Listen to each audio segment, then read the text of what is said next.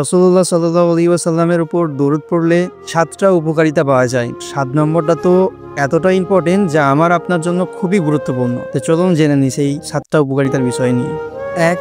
দরুদ পাঠের মাধ্যমে আল্লাহ তোমার মর্যাদা বাড়িয়ে দেন। 2. দরুদ পাঠ গুনাহ মোচনের উপায়। দরুদ পাঠ দুঃখ কষ্ট দূর করার উপায়।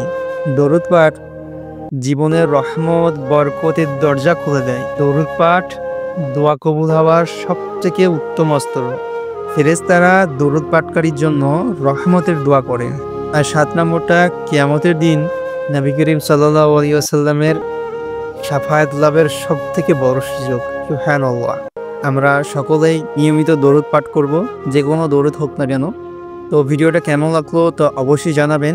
আমাদের নেক্সট ভিডিও পাওয়ার জন্য আমাদের পেজকে ফলো দিয়ে আমাদের পাশে থাকবেন। আসসালামু আলাইকুম।